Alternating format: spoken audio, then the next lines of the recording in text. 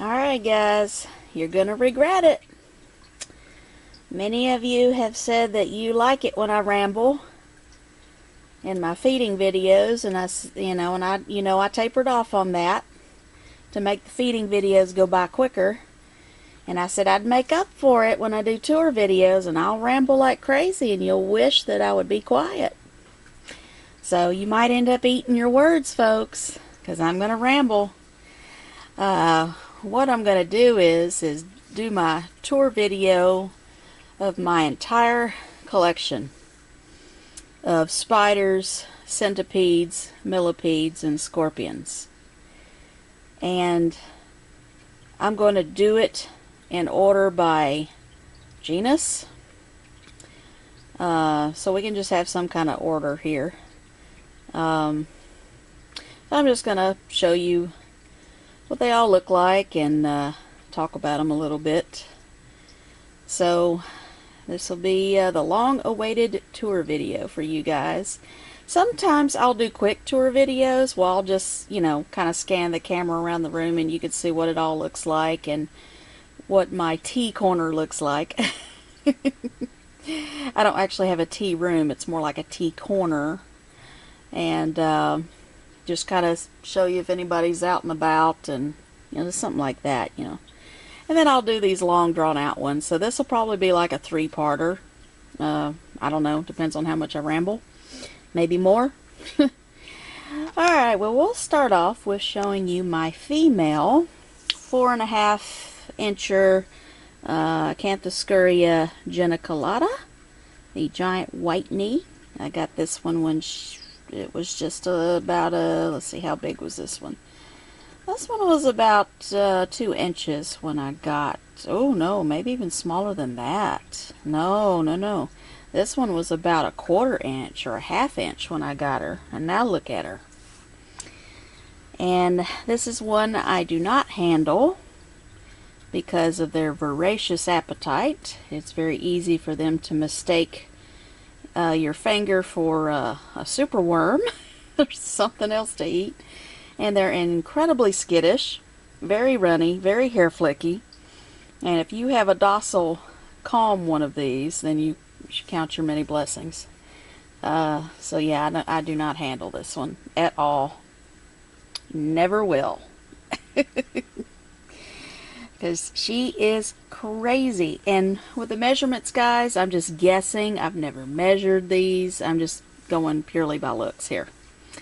So I'm guessing this is about a 4.5-incher. But yep. So very easy to care for. Just make sure they got water at all times, like you see. Very beautiful. These guys get to be humongous. So what? About, depending on whether you have male or female, between 8 and 10 inches, thereabouts. This is a female, so I'm in for a large tarantula here. Okay, well, here's what my subadult looks like.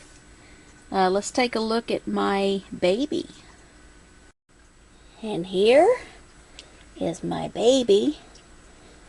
1/2 inch Acanthoscurria geniculata, giant white knee. Beautiful. Well, not much to look at quite yet, but will be beautiful, as you saw earlier with the last one. And, well, I don't know if it's coming out on camera or not, but you can just barely see where the stripes will be coming in on the legs. Just barely, but with the next molt you'll definitely be able to see it. So yes, those stripes show up pretty early. So yeah, so this is what a little 1/2-incher looks like. So yeah, this was about the size of the one I got, that last one you saw.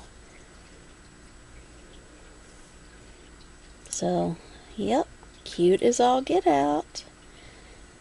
And since this container is too small for a water dish, I just spray it down, which is what I'm about to do. I'm just going to spray half of the enclosure, that way it has a dry side and a damp side. You can get a drink that way. Yep, there's our baby. Alright, let's see what other Acanthoscurrias I have. Here is my Acanthoscurria insubtilis.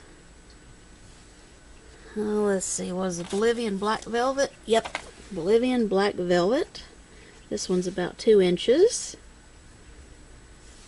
Another skittish, voracious appetite of a tarantula, like Acanthoscurrias usually are. Yeah, so yeah, he likes to hide in his little flower there. But yeah, doing just fine. I love this genus. We're not done looking at you yet. There we go.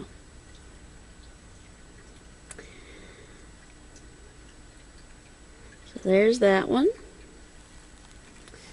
And he used the water dish as a toilet, so I had to give him a new one. And it's good to do tour videos because it kind of gives you an excuse to check on the well-being of your teas, even if that means disturbing their webbing and stuff a little bit. You can at least check on things, check your enclosures to make sure there's no mites, no mold, fungus, that kind of stuff. Make sure they got water. So tour videos is really a good thing. Alright, well that's enough of that one. Let's see what other Acanthoscurria I have. And here is my Acanthoscurria chacoana, the Bolivian salmon pink. And this one is another 4.5 incher, actually more like 4. But with this next molt, it'll be this exact same size as the geniculata. They usually molt pretty close to each other. I named this one Chocolate. And this one definitely has the same attitude as the geniculata. Would never handle this one. Just took some poop out.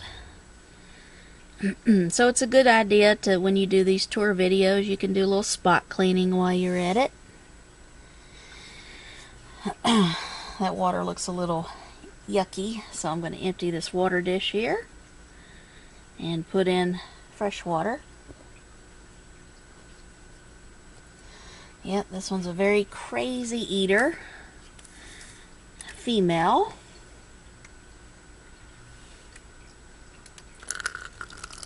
I think she was about 2.5 or 3 inches when I got her. But there you go. So, if you kept count, I have 4 different Acanthoscurrias. 2 of the same species. Alright, let's move on to a different genus now. Next up, we're going to do the Aphonopelma genus. This here is the seemanni, the Costa Rican zebra. Yeah, this one's in need of a molt. Suspect female, never molted for me. This one's about 4.5 inches, something like that. Yeah, they can be very skittish, but since they're very easy to care for, I'd put them in the beginners category, a good beginner spider. Want to give them deep enough substrate to burrow in, to dig, because they definitely love to interior decorate, let me tell you. You can maybe make half of the enclosure damp and the other half dry, and maybe they'll probably do most of their digging, of course, on the damp side, which is what this one does, as the substrate holds up better that way when it's damper. But yeah, this one seems to, sometimes I catch it in its skull hide, but and then sometimes it's out in the open just kind of chilling out right here, and sometimes it's down there in its little area it's dug up. Yeah, this one has thrown up threat postures before, but also has its docile tendencies. So yeah, I mean, I would say this one's just as moody as my grammostolas. One day would let me hold it, next day would say back off. So, but yeah, very easy to care for, very hardy, very common in the United States, easy to find, especially at reptile shows. Oh my goodness, I had them everywhere at those. So yeah, but so yeah, I mean, I don't know how commonly sold they are in other countries, but they're very common to see on the market here in the U.S. But there's the seemanni. This is I guess a subadult, adult, somewhere in between there. Let me show you my juvenile. And here is my juvenile Aphonopelma seemanni, Costa Rican zebra. This one is about 3 inches. Has the same attitude as my larger seemanni. Moody, a little skittish, likes to dig. Now this one was rehoused, not rehoused, but I redecorated its enclosure recently, so it hasn't done a whole lot to it quite yet. But I did give it more substrate than I had it in before.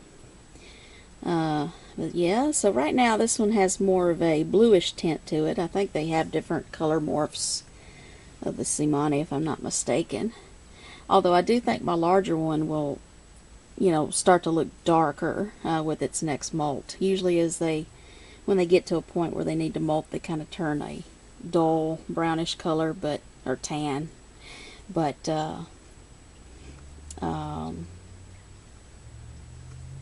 I think this one is the blue morph though, because it stays this color pretty much the whole time. It just may fade out more obviously before a molt. But yeah, that's my juvenile. I've had this one for a while. I got it when it was let's see, this is a suspect male, by the way. I got this one when he was about an inch and a half. And so, yep, very easy to keep. Alright, let's look at some more Aphonopelmas. Here is my Aphonopelma chalcodes, the Arizona or desert blonde, native to the United States. So, needless to say, these are easy to find here. Very slow growing, frustratingly so. But if you like slow growing species, this is a good one for you. For a brownish tan spider, I think they're very attractive, really. Great beginners, easy to care for, docile for the most part. In fact, I would say overall they're more docile than the seemanni typically. Simple as that. I've had this one for quite a while, and it's only 2 inches. See, when did I get this one? I think I got this one in 2012, maybe? Yeah. And see how little it's grown? They're not the best of eaters, which I'm sure is part of the reason why they don't grow very fast. But, yeah. But still, cool to have nonetheless. So that is my chalcodes. Alright, let's check my final Aphonopelma out. And here's my very runny Aphonopelma marxi, the Grand Canyon Black. This one is only about 1/4 of an inch. Well, yeah, I don't know, maybe more like 1/2 inch now after it molted last.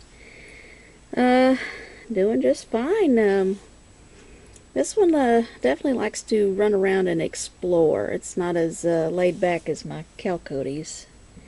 But I don't really see these much in the hobby. These aren't very commonly sold, not that I've seen anyway. So I would love to see more of these in the hobby, because they really are attractive as they get older. You know, black body and reddish hairs on the abdomen, and it kind of has that fuzzy look to it. It's actually quite cute. But yeah, so it's just another slow grower, of course. And I had to take what was left of Mr. Cricket out. You don't want to leave dead food in there, because that will cause fungus to spring up, and that is not good for the well-being of your tarantula. So Aphonopelma marxi. So, just like with the Acanthoscurria, I have 4 of these Aphonopelmas and 2 of the same species. Alright, well, let's move on to a different genus, shall we? Here's my only Avicularia in my collection right now. This is my Avicularia minatrix, the Venezuelan red stripe. Recently molted. And the cool thing about these guys is that they keep that abdominal pattern their whole lives, which makes me really happy because that is just gorgeous. So yes, and I did destroy its hut so you guys can get a good look at it, but so it's not all wasted, I'm going to clean out its enclosure. It's due for a clean anyway, so we'll make this as a good excuse to disturb this one here. But yes, avics leap about when they're excited. They shoot poo a lot of times too when they feel threatened. But yeah, they're as cute as all get out. I don't see these very much in the hobby either. Isn't that beautiful? Very nice. So I'm going to use this time to clean out its enclosure. But yeah, this is the only Avicularia I currently have. Well, I actually have another one that had a name change recently, so it's no longer considered an Avicularia. You'll see that one later. But there we go. Alright, and just like with all avics, make sure they have plenty of ventilation and water to drink, and you will have a healthy and happy avic. Alright, let's move on to another genus. Next up, I have my Augacephalus ezendami, the Mozambique golden baboon. And this one is about 3 inches. Suspect male. Thing I really like about these is that beautiful pattern on that carapace there. You got your classic baboon pattern on the abdomen, but I really think that look on the carapace is just so striking. You know, a lot of tarantulas have that, of course, but I don't know, in this one it just really stands out a lot. You know, I guess the golden color helps it, but it's so beautiful. And just like any baboon species, they have their highly defensive moments. This one, though, is a little more runny than defensive, although it has thrown up threat postures before. But it's not as defensive as my OBT. Not yet, anyway. But yeah, thank you for turning around and showing us your front. Very beautiful. This one likes its little hide here and is webbed in there. Yeah. So, this is the only one I have of the Augacephalus. And I'm very glad I have this one. Beautiful. Alright, we'll move on to a different one. This one here has become one of my favorites. This is the Bumba cabocla, the Brazilian Redhead. I would treat them the way you treat the seemannis. Give them some substrate to burrow in, and you can dampen part of it to aid with the burrowing. Make sure they have water at all times. So far this one has proven to be very docile. I mean, it can be hair flicky, and it has, and you know, can be a little runny, but has never thrown up any threat postures, and I have been able to handle this one. This one's only a juvenile. Thankfully it's a female. So yeah, this one's about 3 inches. Very voracious eaters, guys. I would put these in the same category as the Acanthoscurrias, with their voracious eating habits, and the GBB, very much so. Their appetites are just amazing. I mean, you can tell by how big the butt is there. This one only refuses food when it's going to molt soon. But yes, gorgeous. I love the velvety black all over the body, and the red carapace is just absolutely gorgeous. And I wish I've seen more of these in the hobby. I hope that there'll be some people out there who will be breeding them, so we'll see more of them, because they're just awesome. Definitely a must-have in every collection, in my opinion. So yes, very, very beautiful. And this one is one I do handle quite a bit in the handling videos, although I don't think I did it in the last one, but I've done it plenty of times in the others. Look at that. What a stunner.